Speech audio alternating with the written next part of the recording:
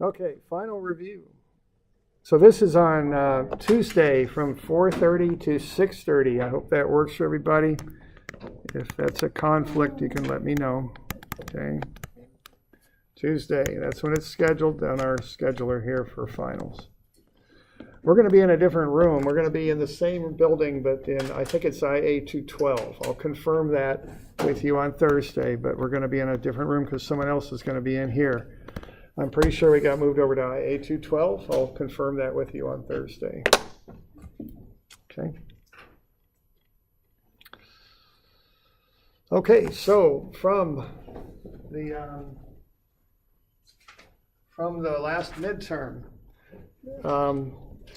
we did angles, all right? So what we want to do there is convert bearings to azimuths and azimuths to bearings and do that. Remember that angular homework we had where you found the angle between two lines, or given the angle between two lines, found the azimuth of a second line? You all remember that stuff? So what I mean by that is you had a given line, and let's say that was azimuth, whatever, 40 degrees, 20 minutes. And then you had an angle in here of 60 degrees, 30 minutes. You would need to define the azimuth of this line. That was this stuff. You all remember that stuff? Okay, that was, I can't remember which homework number that was, but I gave you a bunch of those exercises to do. You also then might need to find the angle between two lines. So you might have this azimuth here at whatever, 200 degrees, 10 minutes. And this azimuth here of, whatever, 124 degrees, 8 minutes. You need to find the angle in between. You all remember that? So there might be something like that on there. Now, if you notice, I gave you some of those example problems, did I? Or did I just give you the list? You just give us a list. Okay. Probably should make a list. Yeah. Okay, so.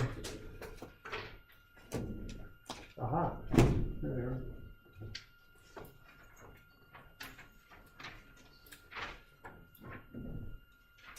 Thank you.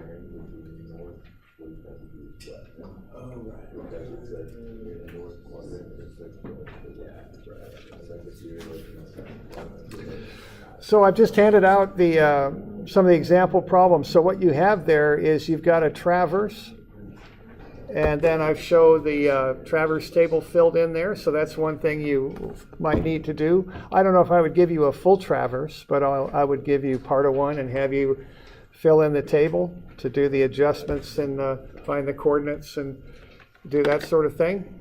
So the key to that is shown there. That was just generated on a spreadsheet, so I kind of had to override some of the numbers there. All right. You might need, given a starting line and an angle, you might need to find the azimuth of another line. Given two azimuths of two lines, you might need to find the angle between. Okay. So that's the information on the first part of my list here, the first slide. So the first part is finding the angles. The second part is doing all the adjustments on a traverse. Now I also might ask you some things about the labs, just so it's very much like the midterm. So you should be familiar with how you set up a total station. You should also know the field procedure for traverses and what you do with a traverse, why you would do a traverse. Okay.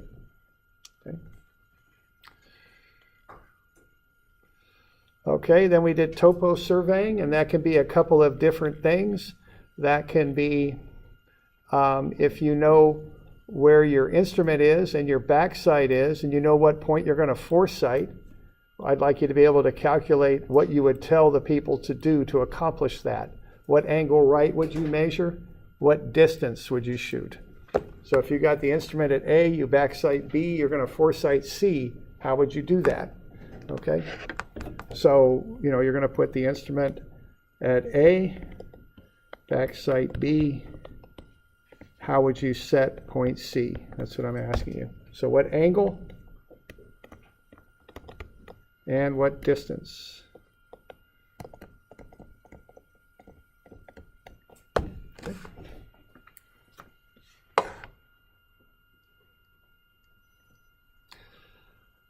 All right, so that's one thing that I might ask you. Another thing I might ask you is if you have the instrument at A, you look back at B, and you turn a given angle and shoot a given distance, where are you? What is D? What coordinate is it at? Okay. I've given you some of the partial answers there to that, okay?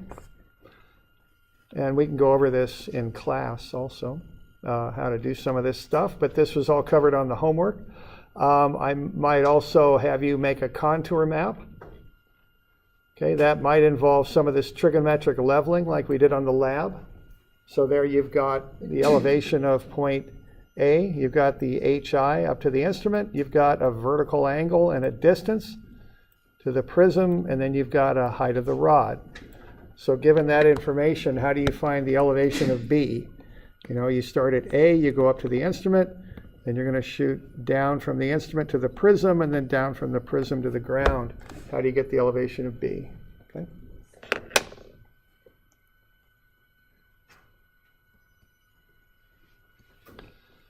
Okay, also got a contour line for you to sketch in, so you should know how to interpolate a contour line in. Okay, I'd like you to know how to do that. So those are some of the calculations you should be able to do and some of the things that you should be able to work through. You should know the field procedures for topo surveying and what topo surveys are used for. So why would you do a topo survey? What's the point of it? How did you say, what did you do? Did you move the instrument when you did a topo survey? Did you not?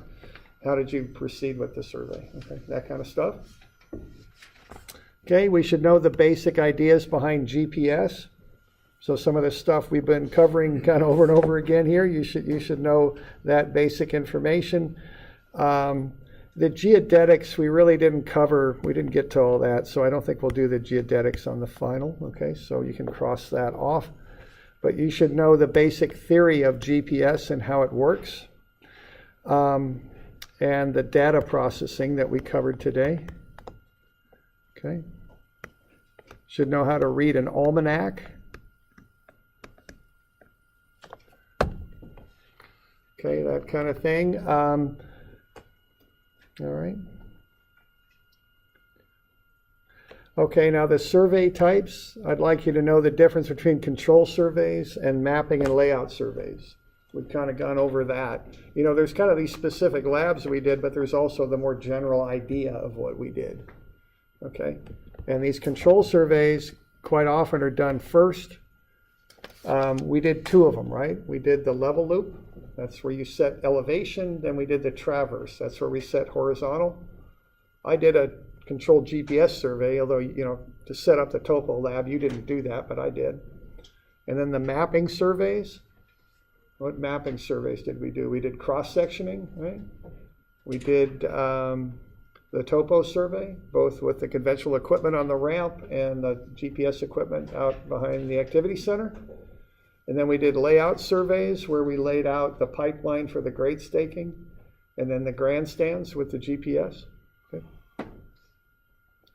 So generally the control surveys are done first, so you kind of know where you're at, then you work off of the control and do the mapping and the layout. That's the general sequence when you're surveying, okay? All right. So we good with that? Okay. So that's a decent list there for the final. So the final will just be taken off that list. Yeah, question there? For section 8, there is no match involved, just general questions on the Yeah, right, just, correct, there's no real math on this, it's just the theory of it, yeah, and how it works, not really a math to speak of now. Okay, all right, now, what I'll do, I'll go over these problems, on Thursday, okay, with all these mathematical ones, so that'll be the plan. I'll see if I can post that in Moodle too, so you've got it. But work through that stuff on your own. That's how you know if you can do it. It's not watching me, it's doing it yourself. So be sure you're going through that. That's good practice for you there, okay? You also have a new formula sheet for this? Yeah, I'll get you the one that I've given you before. It'll be the same one. So yeah, have a look at that formula sheet.